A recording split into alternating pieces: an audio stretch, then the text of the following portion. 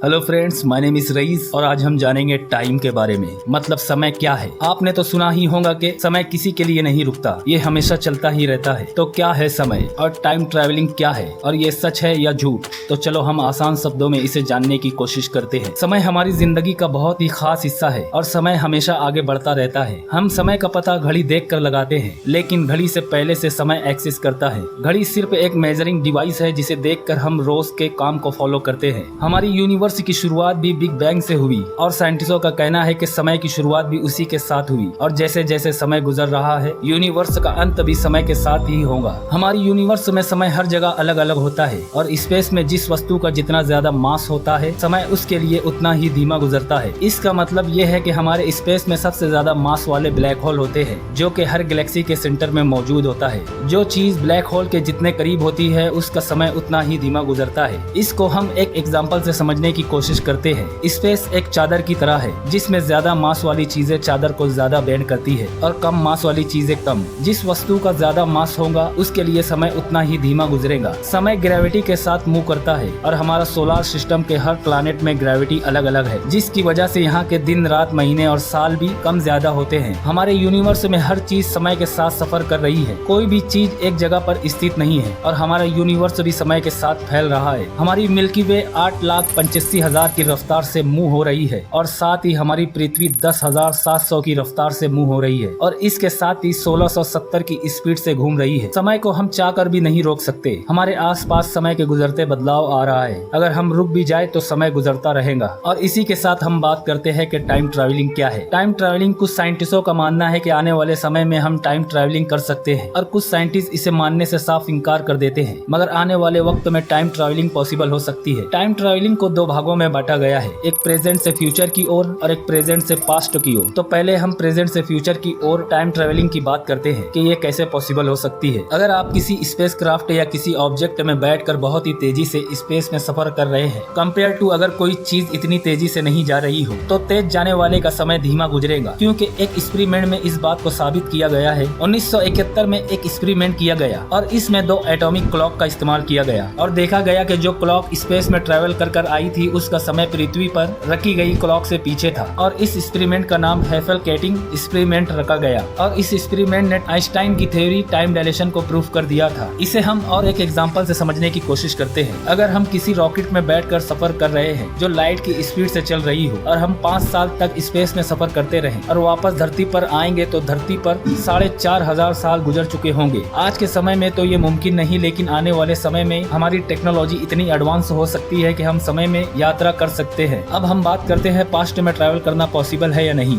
इसका हम example James Webb telescope से ले सकते हैं जिसने हमें पास्ट में एक झलक दिखाई। बिग बैंग से निकलने वाली रोशनी को डिटेक्ट करके इसने हमें ये बताया कि बिग बैंग का असल टाइम क्या था। तो आज के समय में हमने पास्ट में सिर्फ एक झलक देखी है, लेकिन माइंड साइंटिस्ट स्टीफन हॉकिंग ने एक एक्सपेरिमेंट में ये भी करके बताया कि उन्होंने एक पार्टी ऑर्गेनाइज की थी जो 28 जून 2009 में यूनिवर्सिटी ऑफ कैम्ब्रिज में रखी थी और इस पार्टी की सबसे खास बात ये थी कि इसमें सब इनवाइटेड थे लेकिन कोई भी नहीं आया और उन्होंने इस पार्टी के बाद सबको ये बताया कि अगर कोई फ्यूचर से प्रेजेंट में आया होता तो वो इस पार्टी में जरूर आता। मगर हुआ यूं कि इस पार्टी में कोई भी नहीं आया। इससे ये साबित हुआ कि पास्ट में ट्रैवल से करना मुमकिन नहीं। लेकिन आइंस्टाइन की थ्योरी ऑफ रिलेटिविटी पास्ट में सफर करने को मना नहीं करती, क्योंकि जैसे हमने इससे पहले जाना कि स्पेस एक चादर की तरह है और इसमें इतने ग्रेविटी वाले मास को रख दिया जाए कि वो चादर को फाड़ कर नीचे निकल जाए तो एक वर्म होल क्रिएट हो जाएगा और उस वर्म होल का इस्तेमाल करके हम पास्ट में भी ट्रैवल कर पाएंगे। मगर इसके लिए बहुत ही ग्रेविटी की जरूरत पड़ेगी जो कि आज के समय में मुमकिन नहीं और इतना सारा मास सिर्फ एक ब्लैक होल में ही होता है। साइंटिस्टों का कहना है कि यूनिवर्स में छोटे छोटे वर्म होल बनते रहते हैं, लेकिन ये इतने छोटे होते हैं कि इसमें सफर करना मुमकिन नहीं। ये जानकारी अब तक सिर्फ थ्योरी पे बेस्ड है। तो आज की वीडियो में बस इतना ही। जानकारी अच्छी लगी तो चैनल को सब्सक्राइब, शेयर और लाइक कीजिए और ऐसी वीडियोस के लिए बेल आइकॉन पर क्लिक कर लीजिए। और अब हम मिलते हैं एक ऐसी इंटरेस्टिंग वीडियो में।